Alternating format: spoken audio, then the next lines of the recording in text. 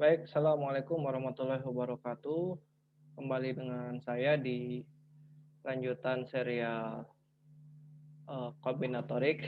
Sebelumnya kita sudah membahas terkait permutasi siklik dan jadi permutasi sudah dibahas ya. Eh, kita sudah mengetahui permutasi. Jadi jika ada dua unsur, katakanlah A dan B, maka permutasi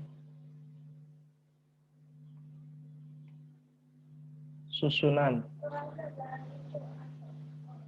AB dan BA kita pandang sebagai dua susunan yang berbeda. Nah, sekarang kita akan anggap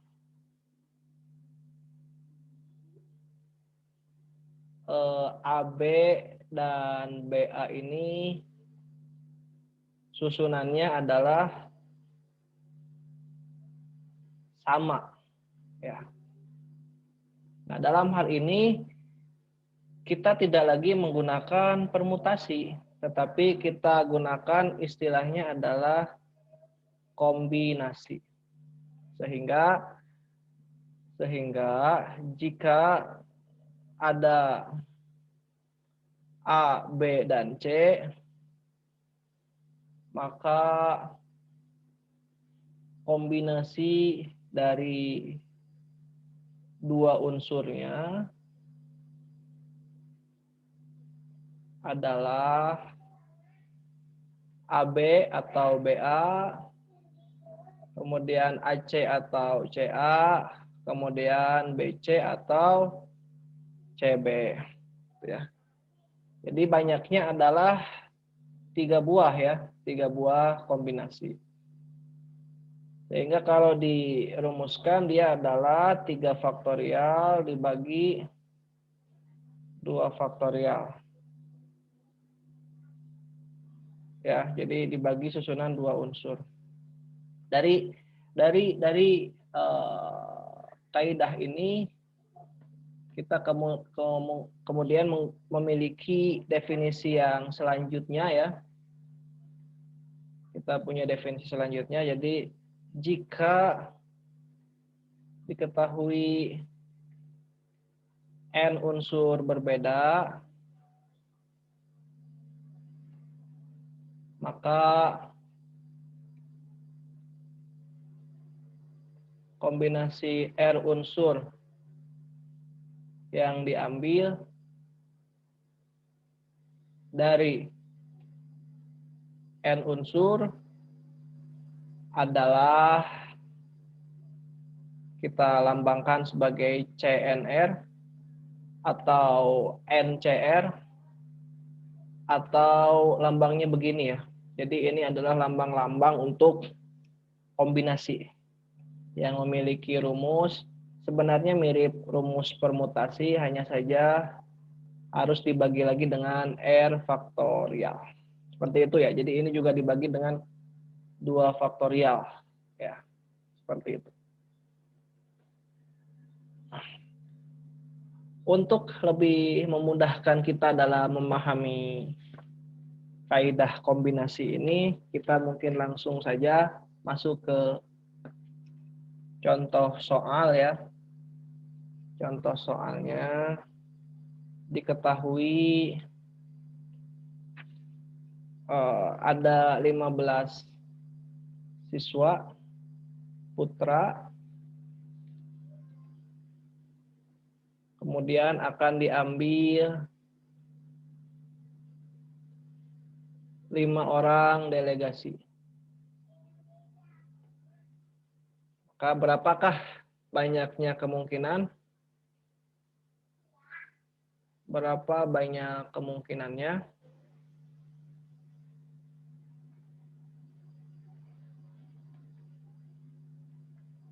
Nah, ini ada 2 pilihan. Apakah kemudian kita akan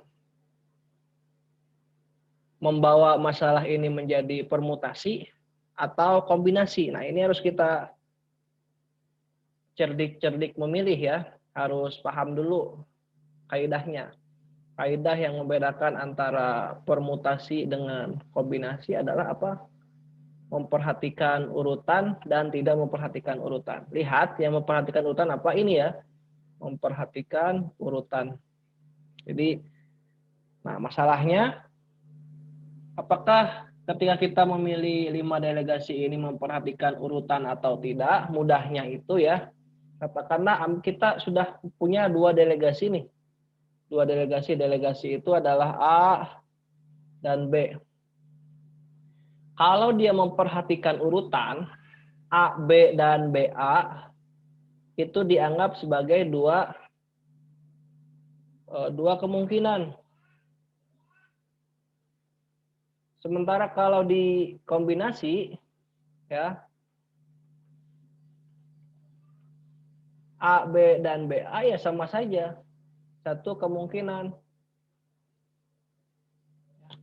Sekarang begini, sekarang andaikan 2 delegasi itu namanya adalah Ani dan Budi ya. Ketika Ani dan Budi dan Ani ini dibalik begitu ya. Ini kita anggap 2 delegasi apa satu delegasi? Ya tentu saja ini cuma satu ya, satu delegasi. Satu kelompok delegasi. Karena mau dibulak-balik bagaimanapun ya udah. Ini adalah satu kelompok, tidak bisa dikatakan 2 kelompok karena tidak memperhatikan urutan. Jadi urutannya itu tidak usah kita perhatikan. Maka kita gunakan di sini adalah kesimpulannya yang kita gunakan adalah kombinasi. Kalau kombinasi maka rumus yang kita gunakan adalah C ya. C 15 5 berarti ya. Sehingga rumusnya adalah 15 faktorial dibagi 15 min 5 faktorial dikali 5 faktorial. Atau hasilnya adalah 15 faktorial dibagi 10 faktorial 5 faktorial sama dengan 15 kali 14 kali 13 kali 12 kali 11 kali 10 faktorial ya dibagi 10 faktorial. Kenapa sampai 10 faktorial? Enggak, ini bisa dicoret. Sementara 5 faktorial kita jabarkan jadi apa? 5 kali 4 kali 3 kali 2 kali 1 ya. 15, ini 15 kan ya? 15 kita coret. Kemudian apalagi yang mudah ya? Ini juga bisa kita coret. Ini bisa kita coret juga. 7. Berarti sama dengan 7 kali apa? 7 kali 13 itu berapa? 91 ya. 91 kali 3 kali 11. 91 kali 3 itu 273 kali 11. 273 kali 11 itu 3.003 ya. 3.003.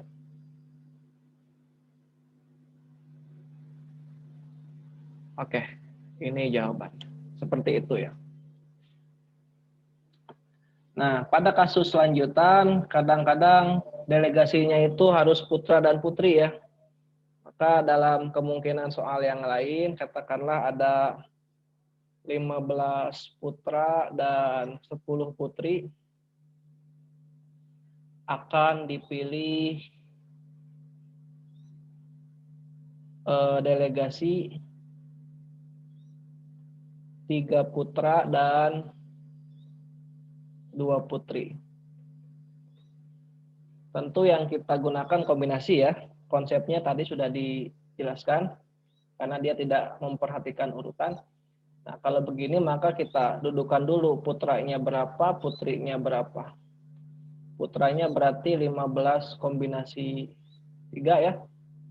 Sedangkan putrinya berarti 10 kombinasi 2. Untuk jawabannya berapa silahkan dicoba di rumah masing-masing. Nah, sekarang hubungan antara putra dan putri ini apa? Apakah penjumlahan dan perkalian? Nah, karena ini delegasi, maka ini adalah satu kesatuan. Jadi saling membutuhkan satu sama lain. Jadi tidak akan ada kelompoknya jika putranya tidak ada atau sebaliknya ya.